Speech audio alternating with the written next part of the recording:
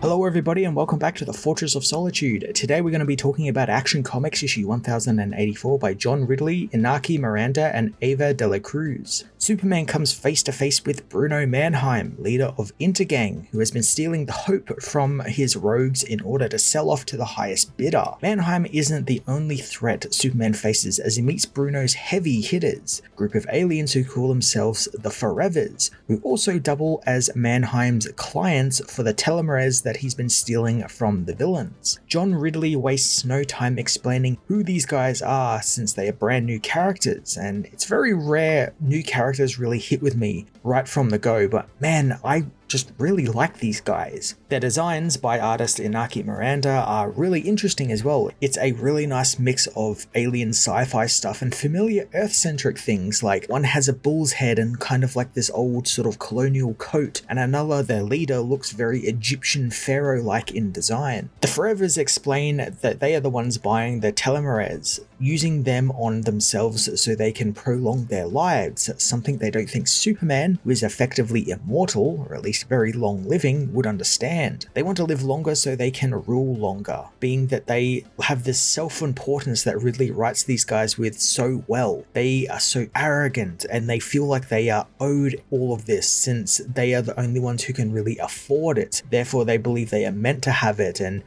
just the self-importance these guys just give off makes me love them so much. They're just so full of shit. You can tell their leader Ducaret really loves the sound of his own voice. Superman tries to explain how taking the telomeres from the villains is robbing the donor of their hope, but the Forevers don't really care, trying to convince Superman that they're doing him a favor since taking the villain's hope means they'll die just that much quicker, and really they just don't really care what Superman thinks. And because he won't back down on his stance, they send the big guy of the team, Larry, after Superman. Now there's this kind of running gag through the first part of this issue where Larry, the big hulking guy of the team, he only wants to kill Superman. All his lines are just he wants to kill Red and Blue Man, and he finally gets his chance to do this and he's immediately beaten down by Superman with one punch. Again, it does a great job of explaining and visualizing how these guys are just so arrogant and full of themselves. Superman, however, will need more than his strength though, as Ducaret, the Forever's leader, reveals while he takes the donor's telomeres to make himself live longer,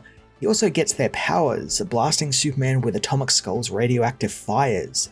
There still isn't enough to beat Superman, who has a great line there where he's fought these people with powers like this before. You know, he's fought Atomic Skull before, and he knows they weren't scary to him then and they aren't now. As I said before, I love the villains and their self-importance and arrogance, as they seem to think that they are owed the powers and they think they can use them better than Superman's villains. Yet Clark proves them wrong again and again. However, their combined forces are enough to knock Superman down and around a little bit. Seeing Superman in pain, Scorch wants to help him, but Bruno tries to stop her, trying to convince her that Superman is the enemy and doesn't care for her or other people like her. He also alludes to the fact that he knows the truth behind Major Disaster and what happened to him, and if she doesn't want him to blab to the press, then she'll do what she is told. Scorch, however, is done with Mannheim, literally telling him to go to hell as she has him dragged into a portal to hell, left at the mercy of whatever lies on the other side.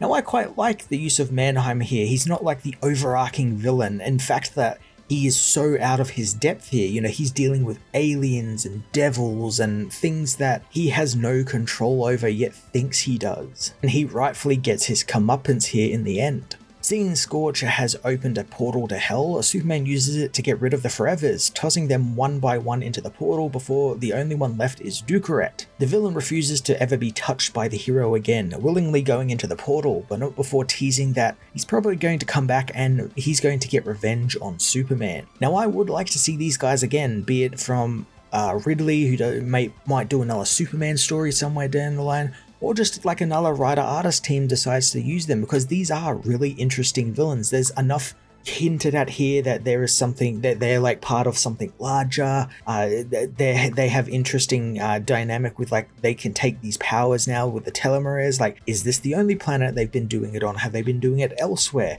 There's some really cool directions you could go with these villains, and it'd be nice to have Superman have some actual new rogues to add to his rogues gallery. With Mannheim and the Forevers dealt with, Superman wants to get some answers, and Scorch knows the one person who can give it to him, Penny Booker, the daughter of Major Disaster.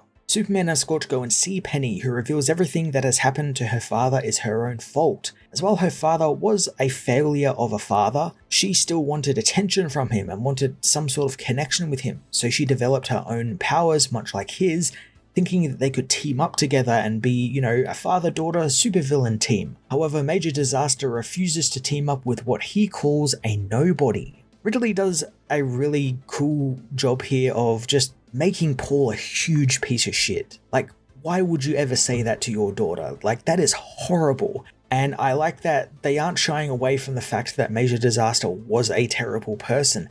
And it really helps set up what we see him do next, where in the next few years, he reforms thanks to Superman, and he ends up joining the Justice League, which we saw back down in Grant Morrison's JLA run, like a long time ago.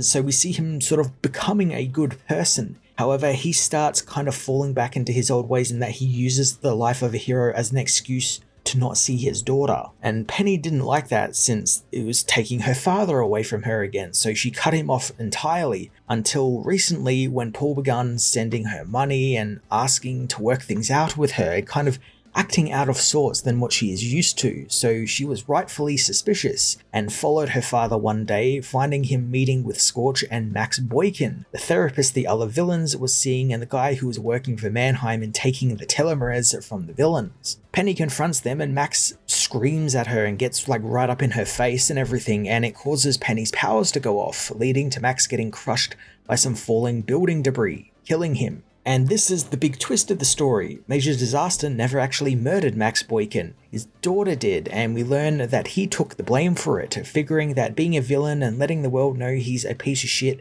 is all he's ever been good at. I love this so much as it puts Superman in a really strange place where everyone involved was just trying to do the right thing and trying to be a hero and trying to get justice and truth out of everything. But the events unfolded in such an unfortunate way that lines were crossed. Someone died, there was a murder that was committed.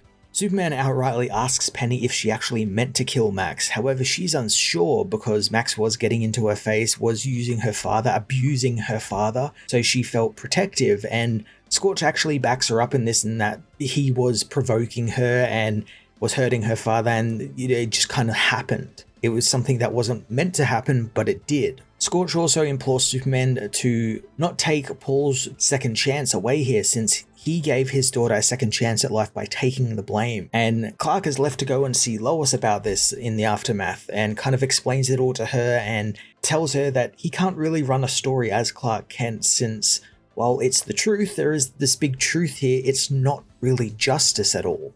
He does reveal that Penny is atoning for murdering Max Boykin by being placed in the care of the Titans, and it's really rather vague. It doesn't explain, is she obviously isn't going to prison. I guess she's in some sort of house arrest with the Titans, something which I don't think anyone else is going to deal with, although maybe she might appear in the Titans book. That'd be pretty cool. Clark also knows that Paul being in jail gives him a sense of purpose, since he's without hope now, but being there, he knows he's atoning for what he's done as a father, so he's starting to get that glimmer of hope back. But Superman knows he can't call that justice either, so Lois has to remind Clark that he can't let the Forever People steal his hope too, since his greatest strength is being the one who gives a damn about people when no one else will, which is what he has done by doing all of this for Major Disaster and trying to figure out what happened. He actually gave a shit. The issue ends with a really great line from Lois where she reminds her husband that the world needs truth and justice now more than ever, but they also need Superman too. I love the idea of a no clean ending here, where justice was served, but Superman is left questioning if it was at all or if it was actually right. Not a happy ending, but it is a kind of hopeful one. Superman's there, he's finding this truth and he's bringing hope to those who have none, or those whose hope has been literally stolen from them. And this time it was his own villains who needed that reminder, which I think is really quite cool, since that never really happens in Superman stories. Usually, defeats the bad guy, they get sent to jail, and it's a happy ending. And I kind of like that there wasn't a clean one here. Action Comics issue 1084 finished up John Ridley's wonderfully deep take on Superman's quest for justice and how he and his villains view hope. It was a great mix of interesting character stories and fun sci-fi action, especially here in this last issue. The thing that really interested me most about this issue was how it didn't have an overall happy ending. It really bucked the trend of everything getting kind of tied up cleanly and characters never really learning anything. I'd love to see Ridley come back for another Superman story or, an arc on Superman ongoing or something, since he did a great job on this one, and I'd love to see what else he has to say about the character and the villains. I'm going to give this issue a 9 out of 10.